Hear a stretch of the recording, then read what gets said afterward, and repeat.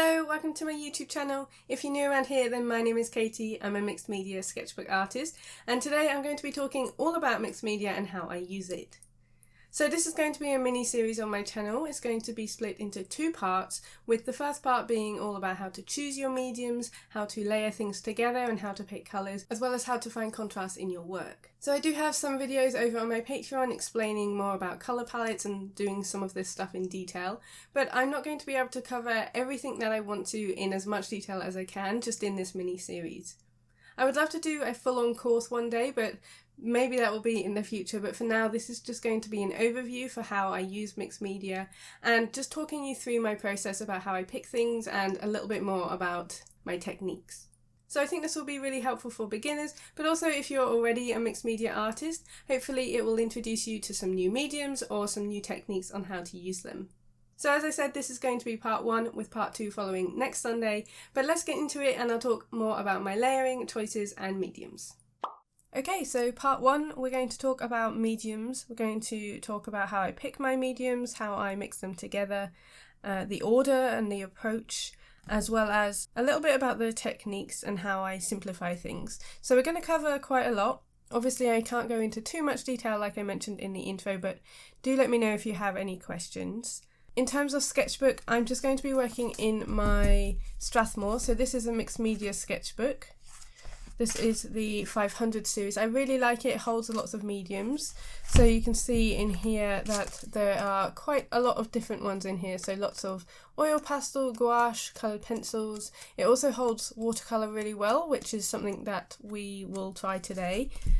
I also really like the Royal Talens Art Creation sketchbooks. So this is a really good all-rounder, except for if you're using watercolour and really wet mediums. So I mostly use gouache in here, lots of pencils and brush pens, lots of acrylic markers and acrylic paint as well. But I would say, although you can use watercolour in here, you do have to be careful and the paper does buckle after a few washes, so just something to be aware of. Like I said, we are going to be working in the Strathmore today just because I know it will hold a lot of media and I'm going to be using a lot. You can see I've got a lot spread out on my desk and I'm just going to start layering it down and then chatting to you. So I'm just going to start by layering things down. Generally, when I want to draw something, I will think about the colour more than the medium. Sometimes I will just want to play and that will depend on my mood, on what I grab. Sometimes I might be feeling more fluid and loose and I want to use acrylic ink. Sometimes I want to just be a little bit more in my comfort zone, in which case my comfort zone media is gouache, so I use this quite a lot. And sometimes I want it to be a really thick base. I want to play around with more thicker marks and then I'll use acrylic paint. So it really depends on my mood as to what I grab. For today, I'm obviously just going to grab a few different things. I'm just going to mix straight on the page. I really enjoy doing that because it keeps me nice and loose and I don't think too much about what I'm doing. I don't have a sketch to follow or anything like that. So I'm just going to start mixing a few different things on the page. I'm not working to any references today. I'm just going to be randomly applying stuff and talking through most of my mixed media process. So I'm just going to be doing smaller little like panels, I suppose, of different colours, and then I'll talk about layering on top. So generally I always start with wetter mediums. It doesn't have to be done in this way, so definitely don't feel like you need to start there. If you are a dry mixed media artist, like you prefer to use Neocolors and coloured pencils, that's totally fine too. There really isn't any rules, and I think that's the biggest thing that I find with mixed media is just play, just have a go, grab some materials and see what works and doesn't work together. So I've just put down some watercolour ink there, and then I'm going to use a pink, and this is dry but I'm going to add wet to it. Sometimes you'll need to think about what's going on top, and that definitely makes a difference with mixed media work. So for example, if I put down some gouache, I'm going to be aware of what goes on top, and I'll do an example of this. So I'm just going to put down a blob of this burnt sienna, mix that out. I'll put that over there too. And I'm just picking random colours at this point. Like I said, I don't have a reference, so I'm not sure what I'm doing in terms of the final results. But we'll come back to that when it's dry and I'll show you why it's important in terms of the layering. So usually, like I said, I do put down my wet mediums first. If I am using brush pens, then obviously that doesn't really apply. But I'm mostly working from big to little. So that's usually my approach when it comes to mixed media, is I'll start with my background layer, and that's generally making the larger shapes the first thing that goes on the page, and then I'm working smaller and smaller as I layer my mediums on top. And I really enjoy working in that way. I find that it keeps me loose, and obviously it depends how detailed you want to go as to whether you keep putting on more media and refining the shapes smaller and smaller. So that's how I work. I work with big and simplifying the shapes I can see, and then going smaller as I go a little bit more refined with my mediums. So I'm just putting on some dough and Inktense here, and I'll smudge that in with my brush. I have been asked if I work from light to dark, and I have to say I don't really think about that when I'm creating. I'm just grabbing the colours that I need. When you are working with things like watercolour, then I think it is more important to think about, but I tend to just go with the flow. My biggest secret with mixed media and layering and my process in general is I just go for it. I really don't think much about what I'm creating. I'm just going with what feels right in the moment, and I find that's where a lot of my joy comes from with creating. So I did say about generally I do my wet mediums first, but of course you can use dry. So I've got some pastel here. I'm just going to lay that down and smudge it out. And again, I'll talk a little bit more about working on top of that. I enjoy getting my fingers dirty and mixing things together like that. Mixed media is a really fun way to create. I absolutely love it, and it's really opened up my eyes in terms of creating art, because there really is no limits. I know that sometimes there are rules we feel like we have to follow, but I really think that art is all about play, and I really want to encourage that in your sketchbooks. If you want to get into mixed media, there are obviously a lot of tutorials, and I've got some on my channel, but I find that just playing around and testing things out is a really nice way to work. So I've also got some watercolour here. Watercolour generally you would work light to dark because you can't go over it on top. But again, it depends on what you're drawing, what you're painting. And I find with mixed media, there are less rules to work with. With watercolour, you generally would layer on top. I don't ever just use watercolour, it's very rare. I generally always will come in with coloured pastels or neo colours over the top. So for me, I find that it's not really an issue. And same with like acrylic paint. If I wanted to add in acrylic, I know I can put light on top of it. So mixed media really isn't about rules. I think it's a really safe way to work, and it's really an encouraging way to create without having those thoughts that you're doing something wrong. I really don't believe that you can do anything wrong when it comes to art. So one of the other questions that came up was how I approach art in terms of the blank page. And usually I'll pick my mediums first, so like I said earlier, that does depend on what I'm feeling like, what I fancy that day. Sometimes I'll want to get messy with a paintbrush, sometimes I won't, in which case I'll stick to dry mediums and probably brush pens. I generally will simplify an image into the biggest shapes first, so if I'm doing a forest, then I'll sort of merge all the greens together, and that's really helpful for me to not get overwhelmed and also to still enjoy the process. If it's a really detailed image, then I'll blend it together like that. So if there's loads of trees, then I'll generally do all of the greens first. If there's a body of water, I'll lay down a blue and then I'll work on top of it like that. So I prefer not to sketch first. You'll have seen that in a lot of my videos, and that's just because I want to stay loose. And so for that, I find the shapes as I go. A lot of the times it won't look like the reference, and I'm fine with that. I think that you can use the reference as a starting point and go from there, rather than being really careful with it and trying to make it look exactly like that. I don't come to my art thinking like I need to create a really realistic piece of finished artwork. I'm more just having fun and playing around, and so it's okay for me if it looks nothing like the reference, as long as I'm enjoying what I'm creating and just having fun with it. Somebody asked how I keep things loose, and that's definitely something that I have struggled with over the years, and I feel like I'm in a really good place now. And the reason for that is just because I've practiced a lot, and so I used to create very detailed, very realistic artwork, and I also used to do digital portraits and things like that. And for me, I wanted to create something that felt a bit more naive and a bit more playful. And the biggest factor for me to create that was actually to use timers and to work faster. So working quicker was definitely a way for me to loosen up. So I didn't have time to put in those details. I really just had to create fast. And so when the timer was up, the timer was up. And that was a really fun way to create. It's obviously really tricky at first, but it's definitely been the changing point for me in my artwork. And I absolutely love working fast now, to the point where I struggle to work slow. But I found that that was the way for me to loosen up, and I really enjoyed creating quickly and creating all that artwork.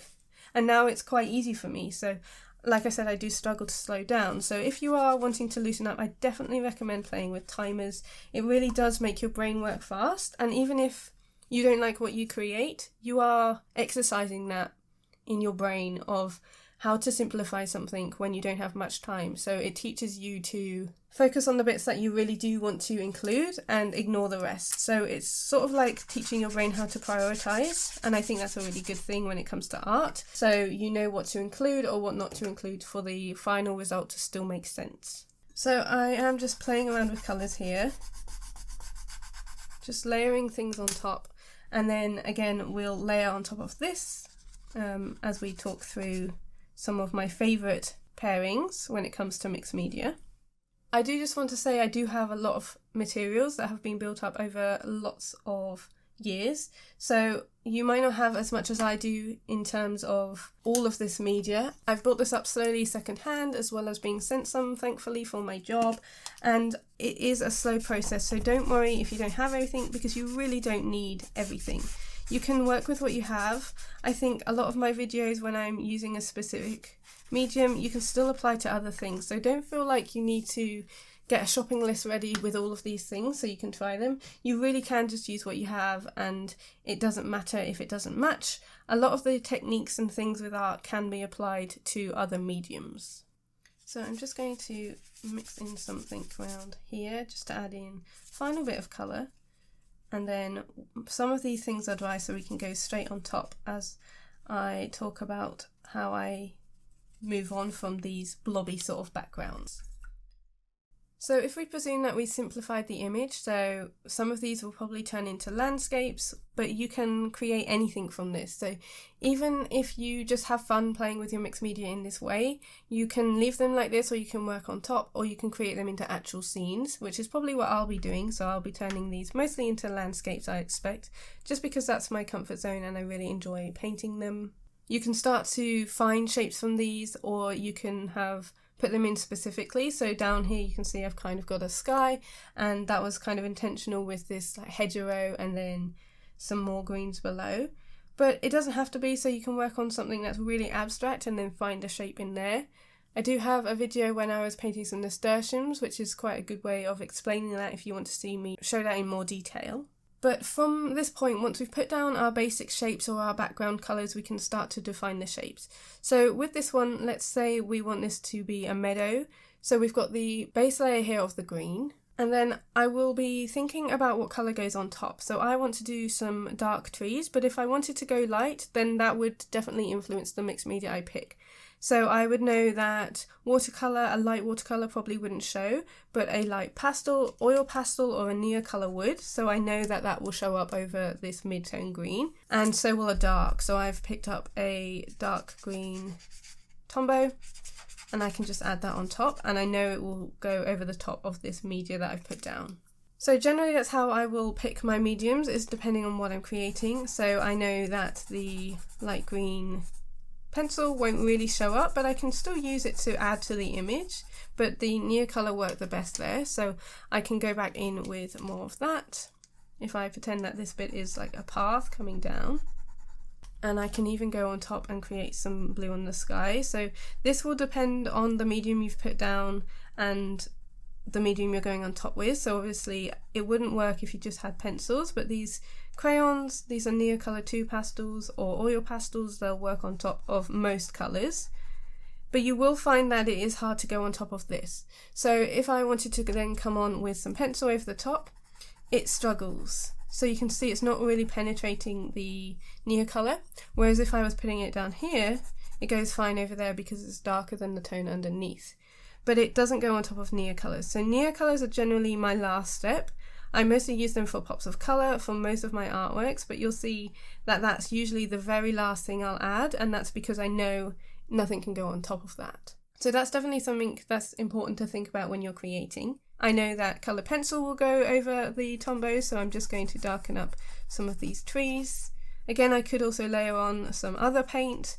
Maybe down here I can put on some dark gouache. So I've got some acrylic gouache here, so I know I might want to put a bush in the foreground, and that will layer on top just like this. So really it depends on what I want to add as to the medium that I will pick. And there isn't a limit. I know that limits are sometimes good in terms of deciding what you want to add on. If you only want to use 3 materials, that's always a really good way also to loosen up. But for me, I prefer not to have limits, and so I much prefer just going in with what I fancy and just having fun with it. So for me, there is no rules, there's no limitations, and I can just go on top with what I want. If something doesn't work out, then I'll learn from it and I won't do it again. So over here, let's add on some green over this watercolour ink base.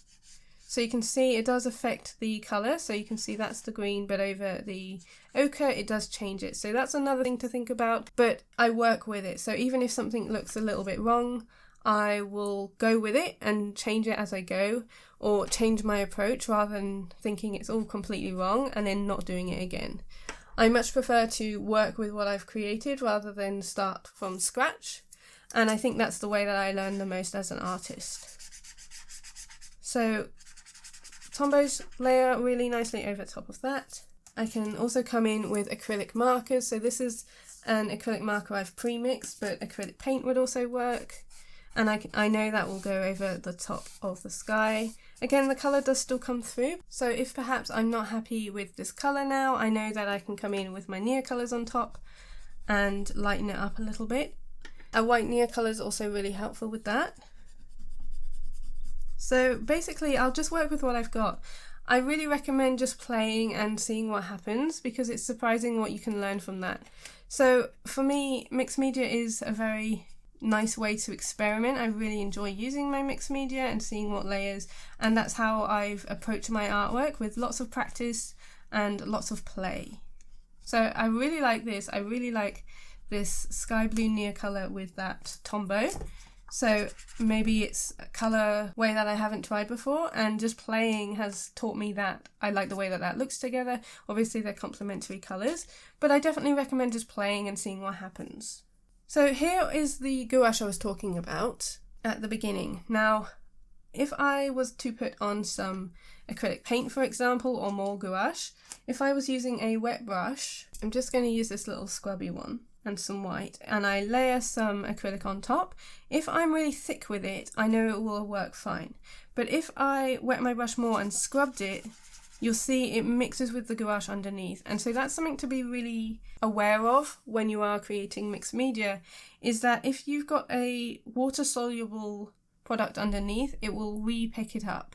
And so that's what gouache is. Acrylic gouache, you'll be okay. Once it's dried, it acts like acrylic paint. But with a traditional gouache, it will mix up with the colour underneath. So if you want it to be really clean white, then you wouldn't put gouache underneath. So you'd probably just use acrylic gouache, or you'd use acrylic paint, just because you don't want it to be dirtying up your other layers. So it does muddy things up. So if I was putting down a nice light blue sky on top of this burnt sienna gouache, I know that it would probably dirty up my light blue sky, and so I wouldn't put that as my layer. So there is a little bit of forward thinking when it comes to working on top. I probably would just use coloured pencils on top of this instead of acrylic paint. So generally when I've done gouache, that will be my base layer, and then I'll go on top with dry mediums, just because I know it then won't reactivate, because I'm not trying to go on top with a wet brush. So you can see that works fine.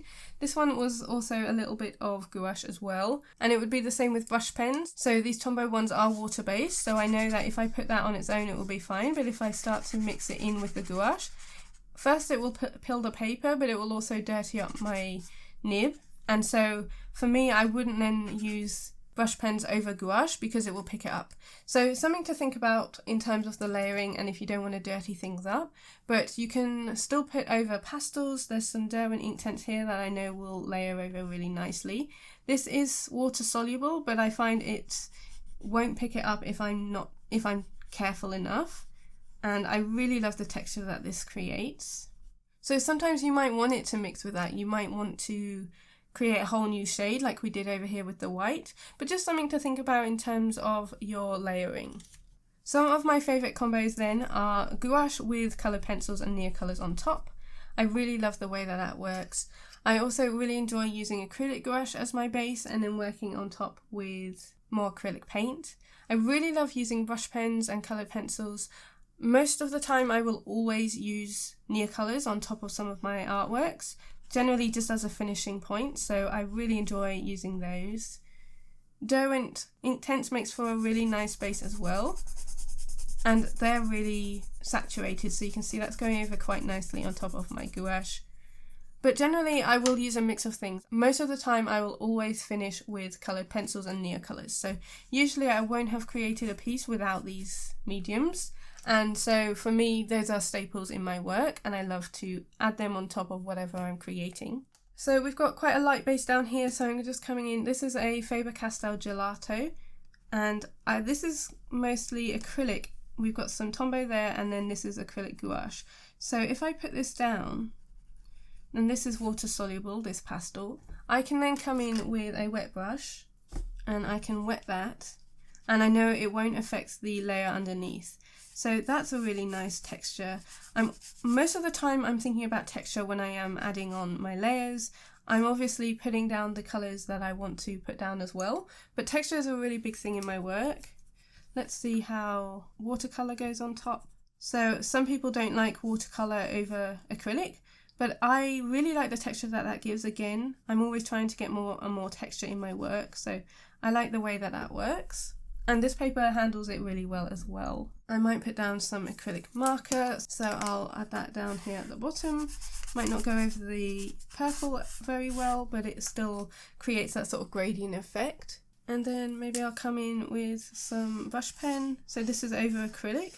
It's amazing what does layer, and generally you won't see people suggest these things, like perhaps you're not supposed to do it. Like I said, I really don't believe in rules when it comes to art. Just have a play and see what happens.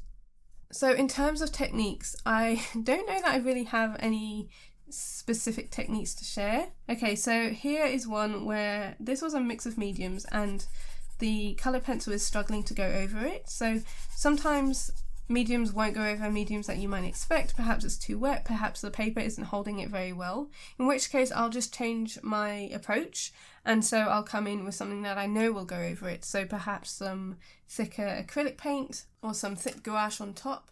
So I know that acrylic paint will go over this, so I'm just going to add that on. This isn't very heavy body, so it's not going to be super opaque. I might even play around with some acrylic ink.